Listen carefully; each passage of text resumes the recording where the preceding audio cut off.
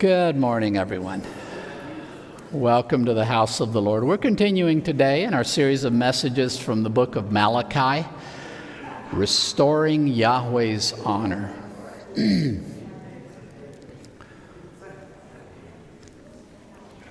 I've probably told you this before, but I surrendered to preach when I was 15 years old. If you can, some of you are close to that age, some of you have to really think back to remember.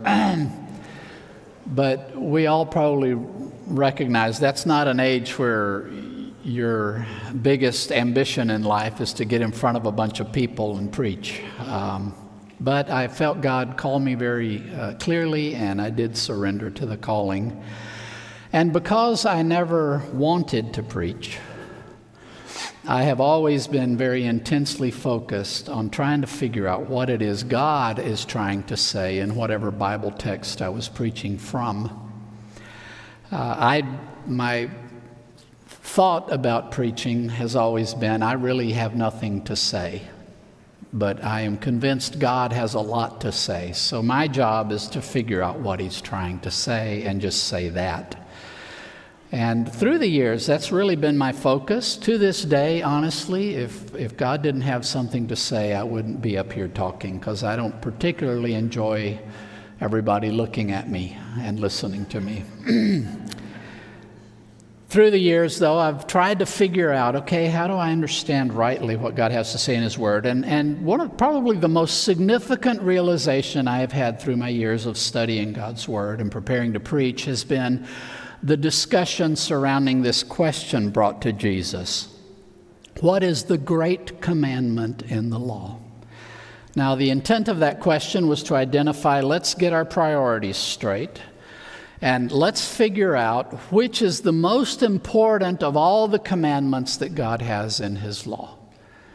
I've come to realize that that's not the way God intends for us to think of His law. But, you know, if you create a hierarchy, you can use one to trump another, and that's the thing Jesus said we can't do. But when Jesus answered this question, He always gave two commandments, not one. He said, love God with all your heart, soul, and mind. That's the first. But the second is like it. He always said, and the second is like it. He never just gave the great commandment, because the great commandment cannot be kept without this second commandment, which is love your neighbor as yourself. And you might think, okay, well, now we know the two most important. We can arrange all the other commandments beneath that. But in Matthew 22:40, He goes on to say something really important. On these two commandments hang all the law and the prophets. So He's not just saying these are the most important. He's saying you take the whole rest of Scripture, and it is all hanging from these two commandments. I had found my Rosetta Stone. You know the Rosetta Stone? It was probably one of the most important archaeological discoveries that have been made. It was a stone that had a text carved in cuneiform, in hieroglyphic, and I forget what the third language was. And until they found this stone that had the same message in all three languages, and they were able to compare them, until that point, they were not able to unravel how to interpret cuneiform. That's what I found with this biblical text. A principle of interpretation that I can apply to every single biblical text I am studying, because every bit of the Bible has something to do with loving God and or loving my neighbor. And I have done that for years now. Every time I am studying a text and preparing to preach, I ask myself, what does this text have to do with those two loves? Well, Malachi, in the text we're going to be looking at today, talks to us about both of these loves. I have titled the message, The Marriage Covenant Betrayed. I've told you I'm trying to give titles to my messages that identify the problem being addressed. And here's the problem in these verses, that there is a marriage covenant And there are people who are betraying that marriage covenant. We are in Malachi chapter 2, verses 10 through 16. Let's start with verse 10. Have we not all one Father? Has not one God created us? So why do we betray each one his brother, profaning the covenant of our ancestors? There's a whole lot to unpack in this verse. First, he begins with two general questions, and these are rhetorical questions. A rhetorical question is a question you ask that you do not expect people to answer because you know they know what the answer is. Right? So, have we not all one Father? The answer to that is yes. Has not one God created us? The answer is yes. Obviously, these are obvious truths to the people who are listening to Malachi. Now, we might think of these two terms as synonymous, right? A father is the one who engenders us. We exist because a father brought us into this world. And we might think of father, creator as synonymous terms, right? We exist because we were brought into this world through a father or a creator.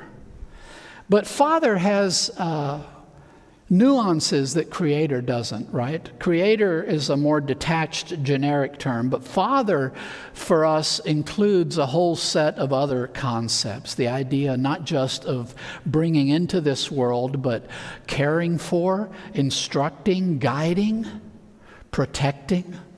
There's a whole series of things that we know God as Father when we enter into a relationship with Him. So here in these two questions, Malachi is addressing two levels of common connection to God. The people of Israel, those who have returned from the exile and are in covenant with Yahweh, and they're trying to rebuild the temple. They've rebuilt it. They're trying to reestablish the covenant relationship with Yahweh and be faithful to Him. They know Him as Father, as God told Moses to tell Pharaoh in Exodus 4:22, "Let my people go because Israel is my firstborn son."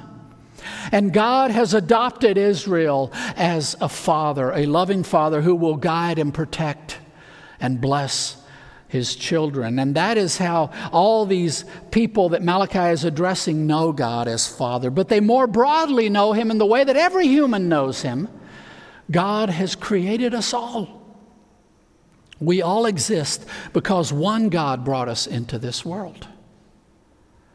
So there's this commonality that binds us all together. And here's the question. So if this is true, why are we betraying each one his brother? So the betrayal here is, that Malachi has in mind, is a betrayal between people who know God as Father.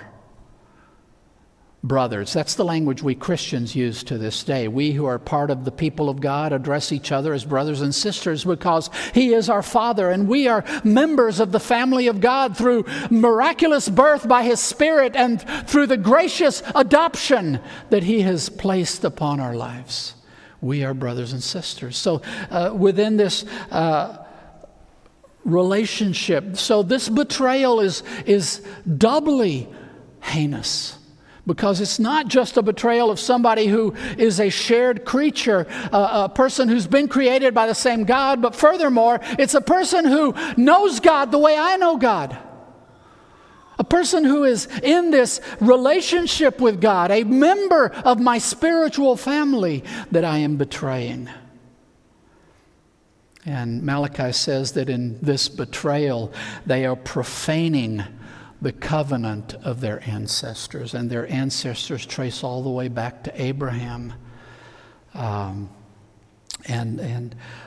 men who had committed themselves to God and walked with God, and who had been adopted by God into His family, and they had eventually arrived at the covenant of the law in the days of Moses, and this covenant has held for all these hundreds of years, and they are betraying this commitment to God that traces all the way back to their ancestors. I'd like to mention some important thoughts that I think come from this that Malachi is talking about here. The fact that God created us all, the fact that God adopts those who will turn to Him in faith into His family. That is what places us in a duty to one another. And when we talk about human ethics, why do human beings have to treat each other in certain ways? God is the reason we have to treat each other in certain ways. Now, there's a modern concept that does not exist in antiquity, but that is very common in our culture today. We speak of human rights. There is a right way I should be treated, and you owe that to me. That's kind of the way we've focused it in our individualistic society. I think the Bible really frames it the other way around. The Bible doesn't speak of human rights. The Bible speaks of human responsibilities, human duties.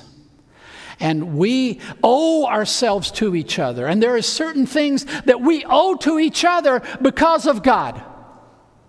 And because God created every single one of us in His image and likeness, the way I treat every other human being is, first of all, a reflection of how I am honoring or dishonoring the God who created that being in His image.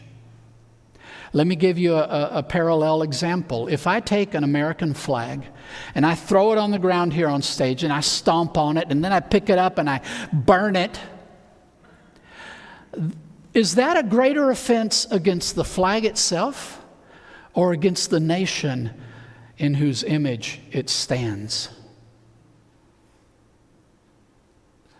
Human ethics is rooted in our responsibility to our Creator. And because God created humans in His image, even the most worthless among us is worthy of being treated with the honor and respect that God deserves from me. And that is the basis for how we treat one another. And that the deepest, most significant problem of atheism is that it erases human ethics. Because an atheist says there is no God who actually is inhabiting our space and watching and cares how we treat one another. All that's left, if there is no God, is what I can do and get away with. And there is no such thing as evil. And there is no consequence beyond anything that somebody else can impose on me. So when you take God out of the picture, there's no longer a reason to care how we treat one another.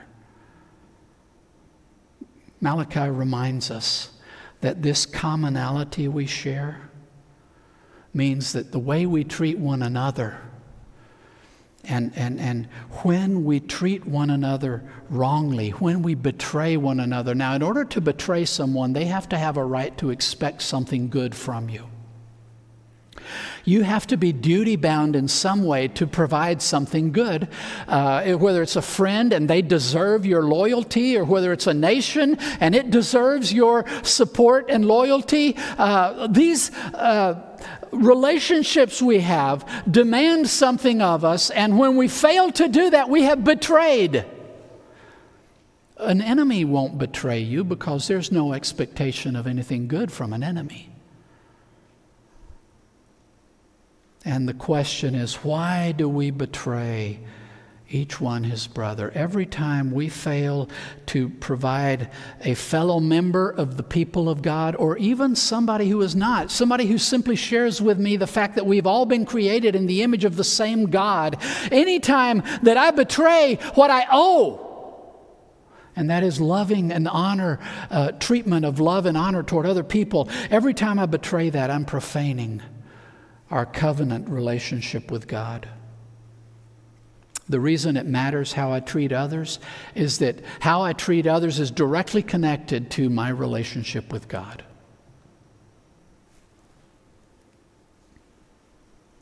And Malachi is going to explain more specifically the problem of betrayal he has in mind. Verse 11, Judah has betrayed, and an abomination has been committed in Israel and in Jerusalem. For Judah has profaned a holy thing of Yahweh that he loves. I love the way Malachi builds tension here. He's describing something, and the more he says, the more awful it sounds.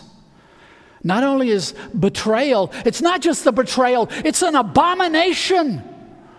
It's something you should be horrified about. And it is happening. Judah, Israel, Jerusalem, any way you want to talk about the people he's addressing.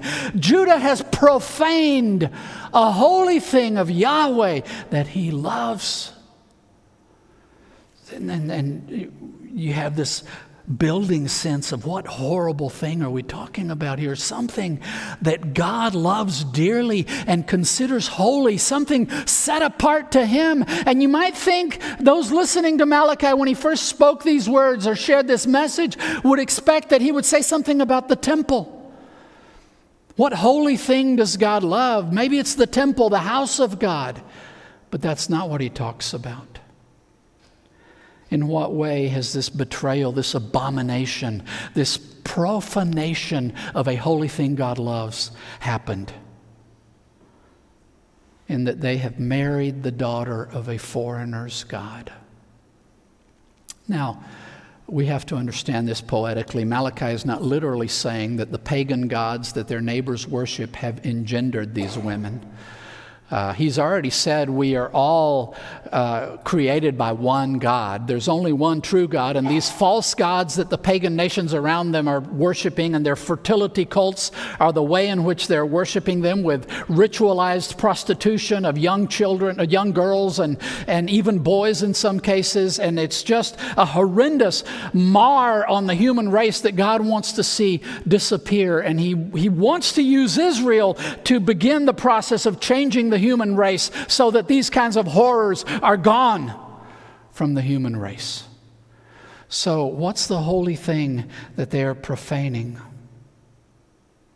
They are marrying the daughter of a foreigner's God. That's a poetic way to describe a woman who has been born and brought up in this whole pagan ritual prostitution way of life, and fully identify with that God to the point that they would consider themselves daughters of this God. In other words, full participant pagan women. These are the ones that are being received in marriage. And Malachi expresses a curse on those who are doing this. May Yahweh cut off from the tents of Jacob every single person who is doing this and is bringing an offering to Yahweh of armies. They're thinking, my relationship with God has nothing to do with who I marry. I'll marry whoever I want to, and I'll just go right on worshiping God and doing my thing. And God, as long as I'm bringing the sacrifices I'm supposed to bring, God should be happy with me. And Malachi is saying, no. God cares very deeply about who you marry. And this is borne out throughout the Old Testament. If I were to give an exhaustive listing of every passage in the Old Testament that says something about marrying a pagan, marrying somebody who worships another god, we'd be here all morning. So I only picked two prominent examples to share with you. In Exodus 34, verses 15 and 16, Moses is telling Israel, after you get into the promised land, destroy all the shrines of pagan worship that you come across. And he continues saying this, lest you make a covenant with the inhabitants of the land, and when they whore after their gods and sacrifice to their gods, and you are invited, you eat of his sacrifice, and you take of their daughters for your sons, and their daughters whore after their gods, and make your sons whore after their gods. Deuteronomy is a collection of Moses' farewell speeches given shortly before his death. And he's kind of recapping their history and giving final instructions to them. And he says this in chapter 7, verses 3 and 4. You shall not intermarry with them, talking about when they get into the promised land, giving your daughters to their sons or taking their daughters for your sons, for they would turn away your sons from following me to serve other gods. Then the anger of Yahweh would be kindled against you, and he would destroy you quickly. And I've heard many people say, well, yeah, that's the old covenant. Under the old covenant, they couldn't marry pagans. But we're not under the covenant of the law. We're under the covenant of grace. And Jesus forgives all sins, so we can do anything we want. And some people misinterpret the new covenant in that way, that it is somehow a lawless covenant. And even in the New Testament, lawlessness is an attribute of the Antichrist, not of Jesus. This is clearly not in the new covenant the way we should approach life. And there is instruction in the New Testament about who we should marry. I think a very significant text is in 1 Corinthians chapter 7, verse 39. Paul says this, "A wife is bound to her husband as long as he lives. But if her husband dies, she is free to be married whom she wishes, only in the Lord." So the principle is, if we are unbound in a marriage commitment, we are candidates for marriage. And a person in such a situation is free to marry whoever they want to, as long as that person is in the Lord, as long as they share our faith. Now, why does God say this kind of thing? Well, marriage actually is not our invention. We didn't come up with marriage. In fact, it's one of the earliest things we run into as we're reading through the Bible. In Genesis chapter 2, God talks about the first marriage, Adam and Eve, and he says, "A man will leave his father and his mother and will be joined to his wife, and the two will become one flesh." This idea of a man and a woman binding themselves to each other with an oath and sharing life and seeking to really become one together. Not just two separate individuals, but to join their lives together. That is something God designed. Therefore, God expects us to do it the way He wants us to. And if that is the purpose of marriage, is the joining of two lives into one, and I have committed my life to God, and I have said, "God, I honor you first. You come before anything else in my life, and I belong to you. I have surrendered my life to you, and I am now one of the saints, one of the holy ones, one of those purchased by the blood of Christ, and I belong to God, not to myself." If that's who I am, then I cannot enter into this covenant with a person who rejects the lordship of Christ, because they are moving in this direction and I am moving in this direction. And how can we ever be what God intended us to be? Two lives joined together into one. We are pulling in different directions. I am trying to honor God first. This other person is trying to honor something else first. And that means that a person who does not share our faith, if we are part of the people of God, is not a candidate for marriage. And that's very clear in both the Old Covenant and in the New Covenant. So the problem that Malachi is addressing here is that this precious, holy thing that God intended marriage to be has been profaned because they are marrying the people God told them not to marry. You might think then this is kind of a xenophobic approach. Hate all foreigners, have nothing to do with foreigners. That is not what the Old Testament is trying to tell us. Even under the covenant of the law, that was not the intent. And I want you to notice this. In Leviticus 19, I believe it's verse 18, is it? That has the second commandment, "You shall love your neighbor as yourself." If you keep reading in chapter 19 until you get to verse 34, here's what we read. "You shall treat the stranger who sojourns with you as the native among you. And you shall love him as yourself, for you were strangers in the land of Egypt. I am Yahweh your God." From the very beginning. That's even chapter 19. That is immediately before God gives them the 10 Commandments. But from the very beginning, God intended for Israel to be a beacon to draw the world to Yahweh, not to exclude them from it. So what do we mean here? Is God saying, don't marry anybody who has a pagan background? Well, the Bible has very clear examples of people who broke through that barrier. You remember the story of the fall of Jericho? There was in the city a woman, a prostitute. She was involved in the worship of pagan gods in the most significant and profound way you could imagine. She was a participant in that worship to the point that she was giving her body up into this false worship of the gods as a prostitute for them. But she renounced that God. When she heard of Yahweh and his people, she hid the spies. She identified with them. She turned her back on her gods and her people and said, I want to be part of your people. And she ended up being married into the people of Israel. And she ended up being the grandmother of King David. No, I'm getting this mixed up. I keep getting this mixed up. It's Ruth, I'm sorry. But she became an ancestor of King David. And had that full pagan background. What made the difference? Not what she was, but that before she married an Israelite, she renounced all of that and embraced Yahweh as her God. We have the story of Ruth, who was, the grandmother of David. Ruth was a Moabitess who worshiped all these pagan gods of the Moabites, but when she left her land and came back with Naomi, she said, your God will be my God. Your people will be my people. She renounced all of that and became part of the lineage, not just of King David, but of Jesus himself.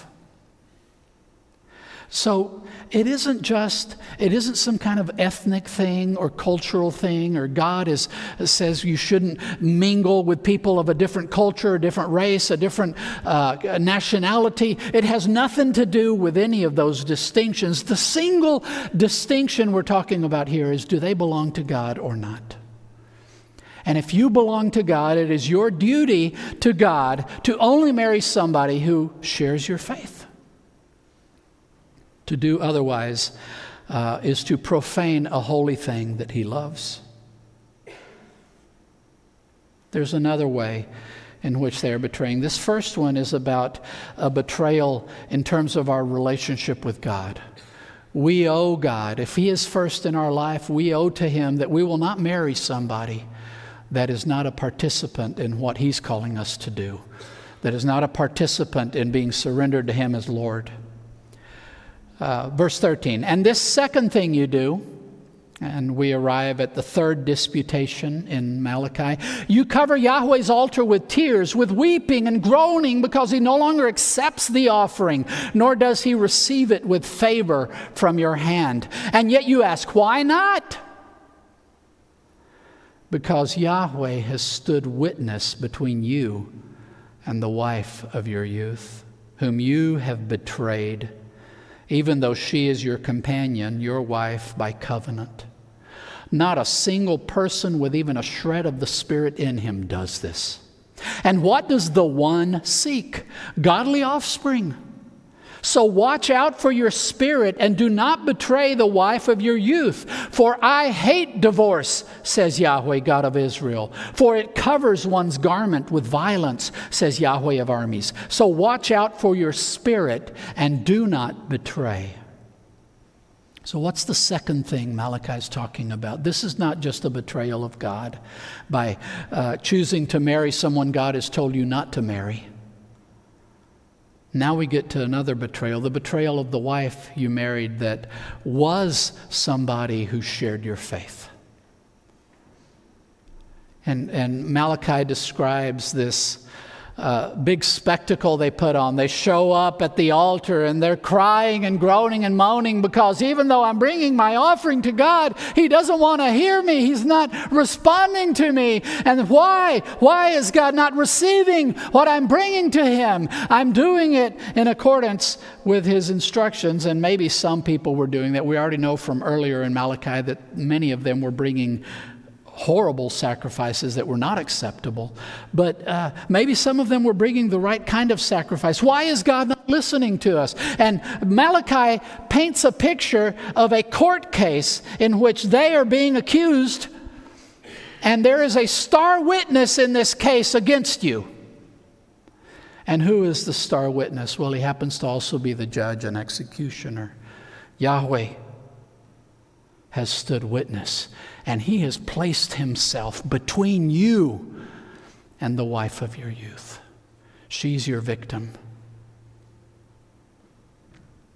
The fact that she is described as the wife of your youth seems to indicate that this is somebody they married years back. This is somebody they married early in life, and years have gone by. And she has become a little less young than she once was. And the husband has decided, you know what, I would like to trade this in for a newer model. I would like to get rid of this old, worn-out wife, and I would like to get me something shiny and new. How about one of those pagan women? Wow, they look really nice. And that would be a lot of fun. I'll just get rid of her, and I'll get me someone new. He's already talked about marrying the wrong person, but now he's talking about the person you are kicking out of your life to accommodate this. And here it's a betrayal of somebody you owed yourself to, somebody you had entered into a covenant with. And that's what marriage is. It is a sacred oath. Some people say ridiculous things. They say marriage is just a piece of paper. That is not at all what marriage is. In fact, whether or not you register your marriage at the local courthouse, whether or not the government you live under acknowledges marriage or not, that's not what makes marriage marriage. What makes marriage marriage is that you have sworn face to face, you have sworn to another human being that you will love that person until your dying breath. And you have done that not only before that other person, you have done that before your community and in the sight of God. That is what makes marriage what it is. Marriage is a covenant. It is a mutual commitment of two lives to each other. I will love you until my dying breath. That's what marriage is. And here's what's happened. The years have worn on. Anybody who's been married for longer than a week or two knows that eventually there are challenges in marriage. There are things that stretch your ability to love and to remain faithful and to keep that promise to love that you have made.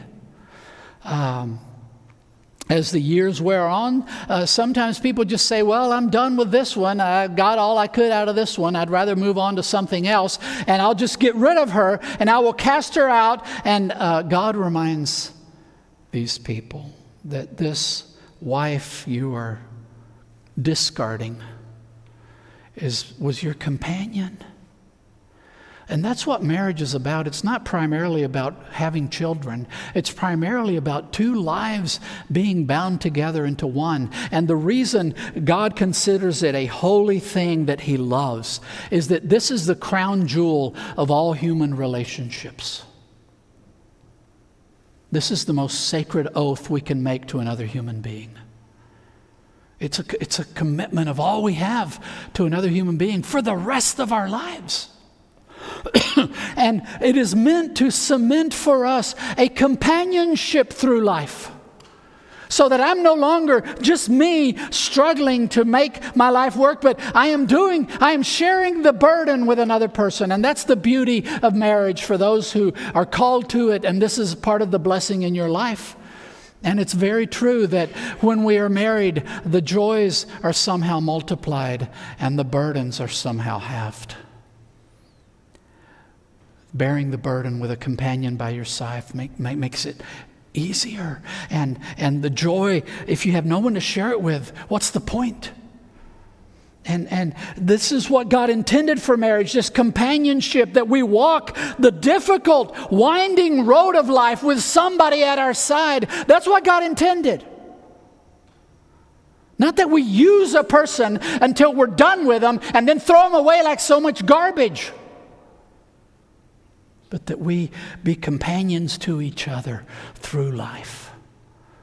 And what binds these two lives together is not convenience. It's not economics. It's covenant. It is a sacred oath that we have spoken to each other. God reminds them that this is what they are betraying. And verse 15 is one of the most difficult texts in the Old Testament in terms of translation. Let me tell you what the Hebrew, if you just translate each word literally, means. And not one has made and remnant of spirit to him. If you're like me, you read that and say, huh? So I've dug into this and looked into it. There are basically two main approaches to how you make sense of that Hebrew construction. One is to read it as a question. Did he not make them one with a portion of the Spirit in their union? Of course, to arrive at that, you have to add some extra words to kind of make it make sense. I have gone with what the UBS handbook suggested. This is one of the resources I have when I'm translating. It's a handbook that goes verse by verse, and they have all the books of the Old Testament and the New Testament, and the United Bible Societies publishes this. It's basically a commentary designed for people who are trying to translate the Bible into other languages, and they will comment on the original Hebrew or Greek, and they will explain the different options for translation and give their suggestions. They suggest that the way that most closely follows the actual Hebrew construction here is to read it as a statement, not as a question. In other words, the way I've translated it, not a single person with even a shred or remnant of the Spirit in him would do such a thing. And I believe what Malachi is trying to say to them is you complain that you're bringing sacrifices to God. You're doing all this stuff. Why isn't God responding? Why is God not listening to me? You remember when Peter tells husbands, watch out how you treat your wives. You don't want your prayers to be hindered. God cares deeply about how we treat each other. And nowhere is that more important than how we treat our spouses. That is of profound significance to God. So why is God not receiving their offerings? God says, I'm sorry, but I am right now standing witness between you and this wife you have betrayed. And sometimes we want to separate our relationship with God from our relationship with our spouses and with everybody else around us. Like I can love God dearly and be passionately devoted to Him and neglect and abandon everybody around me. And God says, no, you can't. Because how you treat those I created in my image is a direct reflection of how you're treating me. And the person you are most duty-bound to honor and love is your spouse. And if you're not going to do that, then don't come crying to me that I'm not listening. If you had even a shred of my Spirit at work in you, you would not betray your spouse. What does He want? Godly offspring. Now, this is what God envisions. Now, again, I've said having children is not the primary purpose of marriage. Companionship and unity is. But one of the things that God expects in most marriages is that this marriage union will provide the best possible context for the raising of children in godliness. And that they will have an example, seeing the love of God that governs the relationship of their parents. They will thus grow up under the glow of that love of God. And that's what He means by godly offspring. Don't misread this to mean that if parents are Christians, their children will automatically grow up Christian. That doesn't automatically happen. But what kind of context are these guys who are sending away the Jewish wives of their youths, replacing them with pagan younger women? Who's going to raise the children of these new unions? Isn't it going to be those pagan women who still consider those false gods their father? What kind of context are these children going to be growing up in? And you might say, no, I'm the father of this household and I will teach him to honor God and to obey Yahweh and follow the covenant, even though I myself am disobeying it by marrying your mother. But do as I say, not as I do.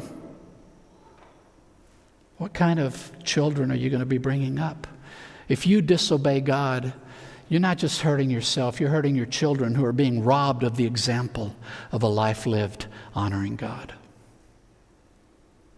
So watch out for your spirit. You see, sometimes we think, I can do all this, and the only person harmed is the person I'm harming. I can send out my spouse and be done with them and kick them out the door and throw them away like yesterday's garbage and move on with my life, and they may be all broken up about it, but too bad. Every time you do something like that, the violence you are inflicting on your victim is also doing violence to your own soul. So watch out for your own spirit, if for nothing else. This is harming your own relationship with God. This is harming your own inner reality of the kind of person you are. And you are becoming less than you were meant to be. Do not betray the wife of your youth. Verse 16, for I hate divorce, says Yahweh, God of Israel. You know, that's, by the way, the only place in the Old Testament where we have the phrase Yahweh, God of Israel. The God who has adopted Israel as his child is saying, I hate divorce, for it covers one's garment with violence, says Yahweh of armies. So watch out for your spirit and do not betray. Here's the visual God is painting for us. Imagine I'm standing here and head to toe, all my clothes are covered in blood. God says, that's what I want you to think when you consider I'm going to betray the person I swore to love for the rest of my life. I'm going to kick them out of my life. You are doing violence to yourself and your spouse. And the advice is, watch out for your spirit and don't betray in this way. I do think before I finish today, I have to address a broader topic here, because that is not what Malachi is addressing in this text. Malachi is addressing people who are betraying their responsibility to God and to their spouses, and he is correcting that mistake. So he's not speaking exhaustively about the problem of divorce. God hates divorce because it is God's will that everybody who promises to love another person for the rest of their life will keep that promise. That is God's will. That everybody should be loved perfectly and rightly for their whole lives long. That is God's will. And when we don't do that, he hates it. When we betray one another, he hates it. But I will say, if we go look at the whole Bible, there are biblical grounds for divorce. And the reason for that is it takes a commitment from two people for marriage to be what God intends. It cannot be done single-handedly. You cannot have a companionship with somebody who has checked out on the relationship, somebody who's walked away from it. And I believe the Bible teaches us that God does not punish the victim of that abandonment, of that betrayal. So there is a legitimate place for divorce. There is a legitimate dissolution of a marriage relationship when another party has abandoned that commitment. And I think the way I read and understand Scripture, that means that in these cases, a person who is legitimately divorced is able to enter into a new marriage. But there are two key texts, Exodus chapter 21, verses 7 through 11. A lot of people miss this because it addresses problems of slavery and marriage and all this. But if you pay attention, it describes three grounds for divorce, three grounds for a legitimate walking away from a marriage relationship. And that is failure to provide food, clothing, and marital rights. So if somebody abandons the relationship and there's no longer that commitment on one side of the relationship, then I do believe the Bible allows for, although there's never a situation in which you are commanded to divorce anybody. I know Christians who have endured great abandonment from the other person and have stuck it through, and God's healed things. So that may be your situation. Every one of us has to prayerfully consider what it is God would have us do if that's the situation we're facing. The other example is in Matthew chapter 5, verse 32, where Jesus, I think, very explicitly says that in case of adultery, divorce is allowed. Again, not commanded, not required. We have, for example, the example of the prophet Hosea, whose wife was a prostitute, and he was reunited to her and brought her back in. But that's something I wanted to be sure I said. One more thing I want to say. You're hearing this word today. I don't know what your background is. Some of us have had a very long and tortuous path to arrive where we are today, and there is a graveyard of broken relationships in our past. What do we do today? And what I would suggest to you that God is asking of you is, whatever commitment you are in right now, be faithful. Keep your current covenant agreement. It may be that you've already gone through several divorces. Who knows? I don't know your exact story. But if you're in a marriage right now, be faithful. And from this day forward, do in marriage what God expects you to do.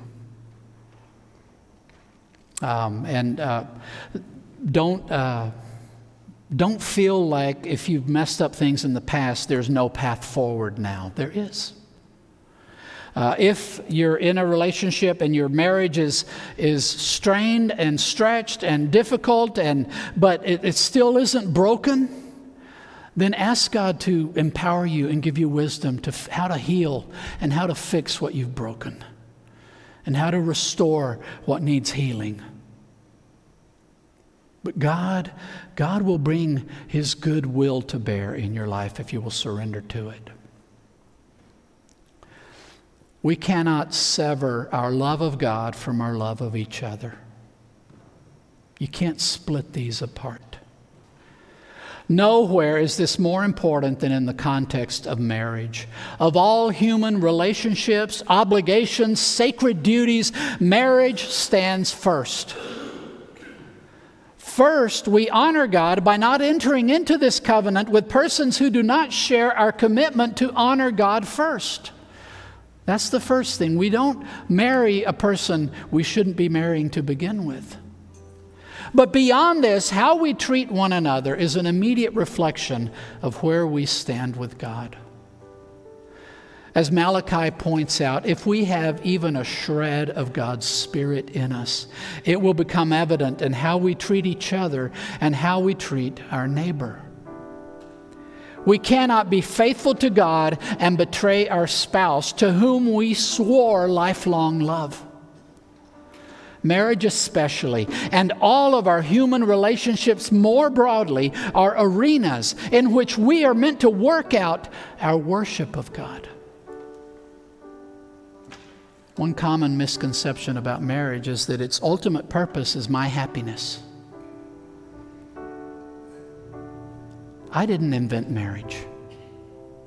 If God says marriage is a holy thing He loves that He invented, that means the purpose of marriage is not about me, it's about Him.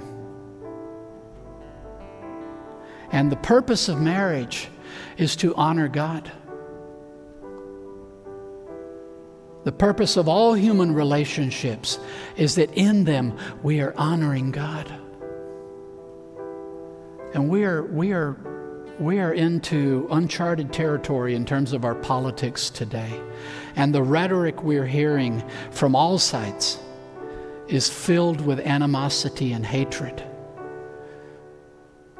The world needs more than ever for the church to not become participants in this, but for us to stay zeroed in on the God who created every human being in His image and likeness, and who will treat every human being with that honor. Because we honor God, because we love God, and because of that we love each other. Human relationships are the spaces within which we bear witness to who God is, and we surrender to His work in our own souls. So look out for your souls and do not betray. We're going to sing a song now. This is our time in worship where we speak back to God. God says something to us in His Word, and this is our opportunity to speak back to Him. The altar is open. As we're singing this song, you are encouraged to step out of your pew, come forward, kneel here at the altar, and speak to God. And this is not some recognition that you're a horrible person. It is just an act of worship. So take advantage of this time. Come forward, speak to God, whatever He's laying in your heart. Say to Him what He needs to hear. If you want somebody to pray with you, I'll be here to the side. Come and share with me what's on your heart, and I'd be happy to pray with you. Let's all stand. Please come forward while we sing.